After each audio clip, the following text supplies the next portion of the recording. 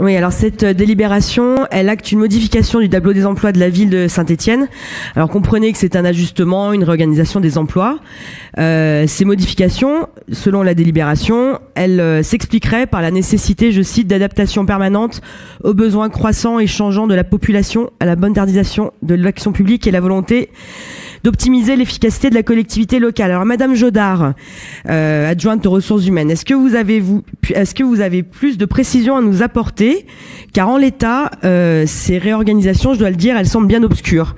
Donc on a un joli tableau avec un chargé de mission infirmier qui devient chargé de mission attaché territorial. Désolé, mais on a envie de comprendre. On s'intéresse à la vie municipale. Un receveur placier et un chef de service développement commercial qui deviennent des chargés d'animation commerce, ou encore un adjoint technique qui devient adjoint administratif. Voilà, un peu de clarté, de transparence serait apprécié. Mais ça, bon, c'est vraiment qu'on le demande. Car derrière tous ces termes et ces tableaux, derrière ces réorganisations, il faut pas l'oublier, ce sont des personnes. Il y a des salariés de la ville qui, parfois, se retrouvent baladés d'un service à l'autre pour des questions de réorganisation, justement. Nombreux sont ceux et celles, ça nous est revenu forcément, parce que les gens nous parlent aussi. Nombreux sont ceux et celles qui ne comprennent pas les décisions qui sont prises. Et surtout, nombreux sont ceux et celles qui quittent le navire. Le turnover au sein des équipes est permanent. Ça devrait nous alerter. Il suffit tout simplement de consulter le site emploideterritorial.fr. Les annonces pour la ville de Saint-Étienne y sont trop nombreuses. Sans compter le nombre croissant du recours aux agents contractuels. Donc à ce propos, on notera que dans cette délibération, justement, les difficultés de recrutement sont évoquées. Alors reconnaissez-le, travailler à la ville de Saint-Étienne, c'est plus tout à fait aussi attractif qu'avant l'arrivée de cette équipe municipale.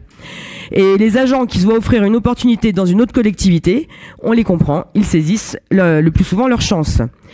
Il faut vous reconnaître, Madame Jodard, que vous avez dû prendre le train en marche à la suite, rappelons-le, de la démission dès 2021 de l'adjointe aux ressources humaines. À l'époque, déjà, l'adjointe démissionnaire avait évoqué des mauvais traitements infligés à certains personnels de la ville. C'était dans cette assemblée. Depuis que vous avez repris le flambeau, Madame Jodard, ça ne semble pas s'être arrangé. On ne pourra pas dire, en tout cas, que votre mandat d'adjointe aux ressources humaines aura été marqué par la concertation, l'écoute et le dialogue avec les équipes et leurs représentants syndicaux. Fort heureusement, la ville de Saint-Étienne comprend dans ses fonctionnaires des personnes qui sont engagées pour la ville et ses habitantes et ses habitants, qui ont le sens du service public chevillé au corps. Et il est dommage qu'ils ne soient pas plus consultés et plus impliqués dans les décisions. Car ce sont ces employés municipaux qui, aujourd'hui, font tourner la ville et ses services à la population.